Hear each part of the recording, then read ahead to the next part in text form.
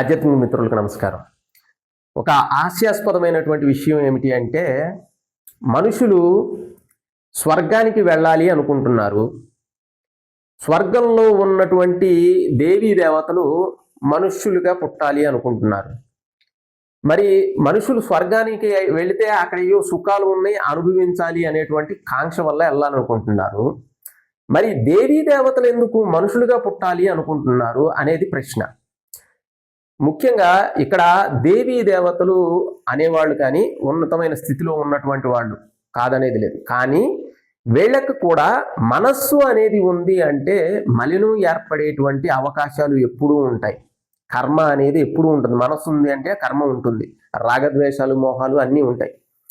దేవీ దేవతలకి సైతం నీచమైనటువంటి జన్మలు ప్రాప్తిస్తాయి. అంటే వీళ్ళు కూడా ఒక భూమి మీద అవ్వచ్చు, 14 లోకాల్లో, నీచమైనటువంటి లోకాల్లో ఎక్కడైనా రాక్షస జన్మలు అవ్వచ్చు, లేకపోతే జంతు జన్మలు అవ్వచ్చు, పక్షి జన్మలు అవ్వచ్చు, కీటకాల్లాగా అవ్వచ్చు, ఎక్కడైనా కానీ అలాగైనా వాటిని పుట్టేటువంటి అవకాశం ఉంటుంది వాళ్ళకి కూడా. ఎందుకంటే ఎప్పుడైతే మనస్సు అనేది ఇంకా ఉంది అంటే దాంట్లో ఏదో ఒక మలినం అనేది ఖచ్చితంగా ఉండే తీరుతుంది. కాబట్టి ఆ స్థితుల వల్ల వాళ్ళు నీచమైనటువంటి జన్మలకి జారిపోయేటువంటి అవకాశం ఉంటుంది. అలా పుట్టిన తర్వాత మళ్ళీ ఉత్తమ జన్మలకు వెళ్ళటం చాలా కష్టం.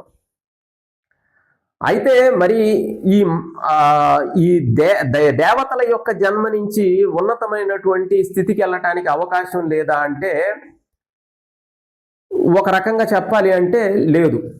దానికి కారణం ఏంటి అంటే దేవతలకి ఎప్పుడూ కూడా సుఖంలో ఉంటారు.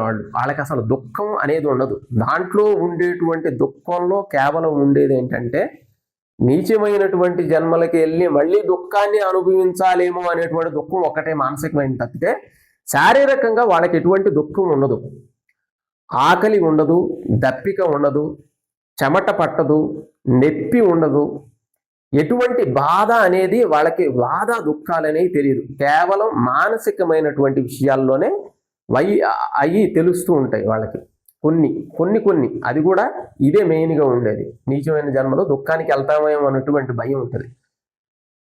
అయితే వీళ్ళు మానవ జన్మ ఎందుకు ఎత్తాలి అనుకుంటున్నారు అంటే దానికి రీజన్ ఏంటంటే దుఃఖాలని పొందటానికి మానవ జన్మ ఎత్తాలనుకుంటారు. వాళ్ళు ఆల్రెడీ సుఖంలో ఉన్నారు. సుఖంలో ఉన్న వాళ్ళకి ఏంటంటే దుఃఖం గురించి తెలియదు. దుఃఖం గురించి కనుక తెలవకపోతే వైరాగ్యం రాదు. వైరాగ్యం రాకపోతే జ్ఞానం రాదు. జ్ఞానం రాకపోతే ముక్తి లేదు.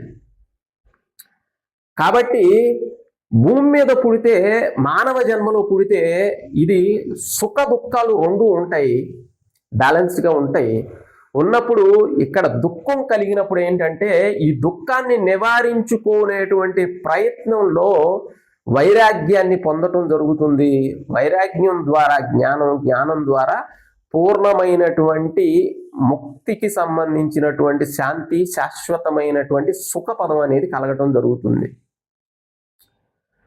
మరి వీళ్ళు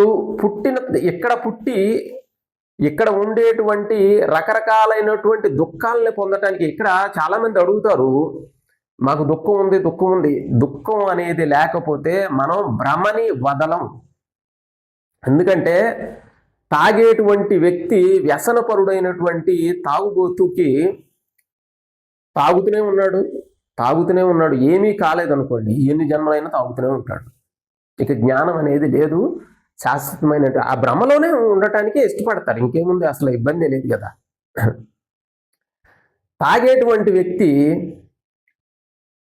ఫైనాన్షియల్గా నాశనం అయిపోవటం, ఆరోగ్యపరంగా నాశనం అయిపోవటం, భార్యా పిల్లల చేత, సమాజం చేత నీచంగా చూడపడటం, వాళ్ళకి దూరం అయిపోవటం, అకాలంగా దుఃఖమైనటువంటి మరణాన్ని పొందటం, అతి ముఖ్యంగా రకరకాలైనటువంటి భయంకరమైనటువంటి మరణాన్ని పొందటం.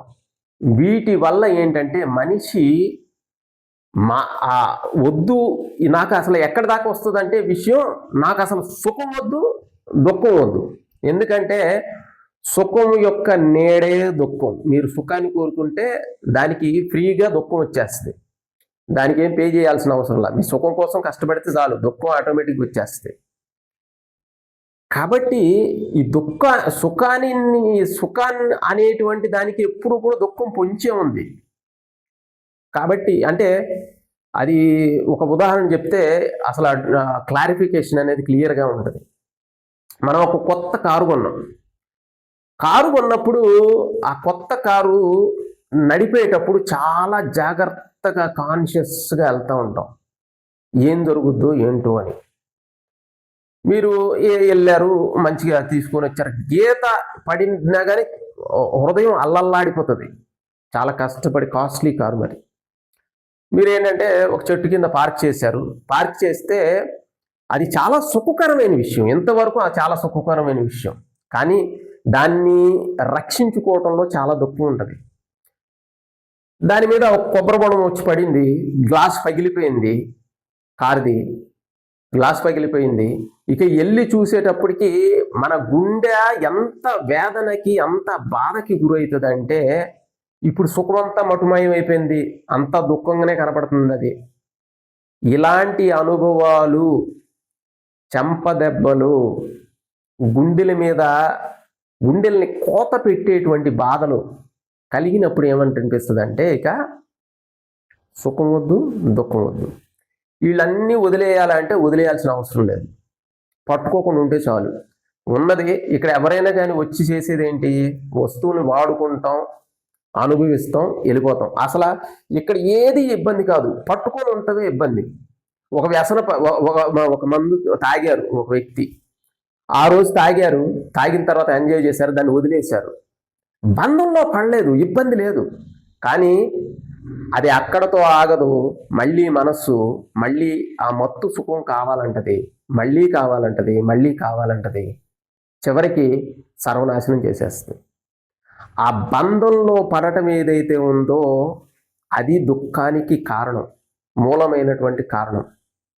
కాబట్టి ఇక్కడ ఏంటంటే ఉన్నటువంటి విషయాలను అనుభవించి వెళ్ళిపోయే వాళ్ళకి ఇబ్బంది లేదు, ఆ బంధంలో పట్టడం అనేదే. ఈ బంధంలో ప్రతి వాళ్ళు ఉన్నారు, మనసున్న ప్రతి వాళ్ళు బంధంలో ఉన్నవాళ్లే.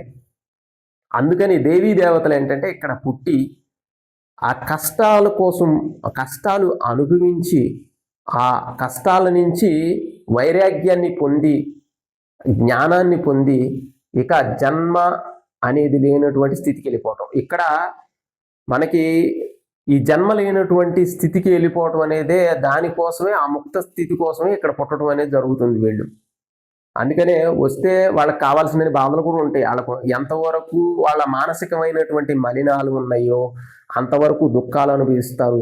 తర్వాత ఏదో ఒక ఆ సాధన చేసుకుంటారు, ఆ సాధనలో ఉన్నతమైనటువంటి స్థాయికి వెళ్ళి ముక్త స్థితిని పొందుతారు. అందుకనే లాహిరి మహాశయులు ఒక మాట అనేవాళ్ళు, క్రియ చేసేటువంటి క్రియావానులందరూ కూడా దేవీ దేవతలే అని. నిజంగా వాళ్ళు దేవతలు, సాధన చేసేటువంటి వాళ్ళు.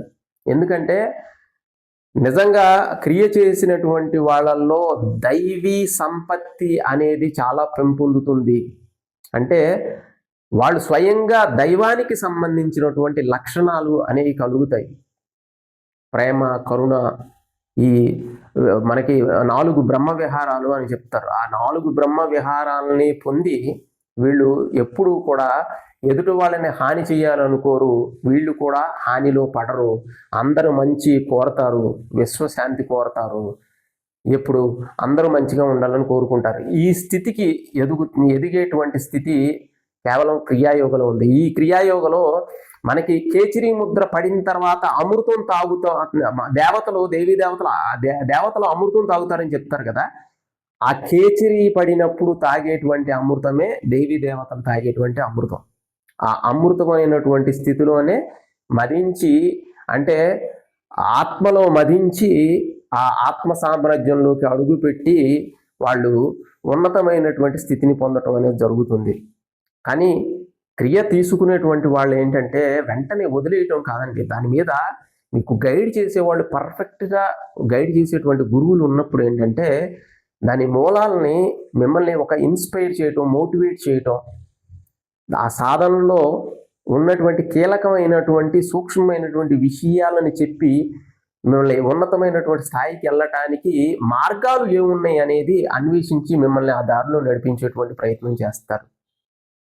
కాబట్టి క్రియ చేసేటువంటి వాళ్ళు మానద్దు, క్రియ తీసుకునేటువంటి వాళ్ళు తీసుకొని సాధన చేయండి. కంటిన్యూగా మానకుండా ఆ స్థితి కలిగే వరకు సాధన చేయండి. క్రియాయోగకు సంబంధించినటువంటి వివరాల కోసం, క్లాసులకు సంబంధించిన వివరాల కోసం పైన ఉన్నటువంటి కాంటాక్ట్ నెంబర్ని కాంటాక్ట్ చేయండి.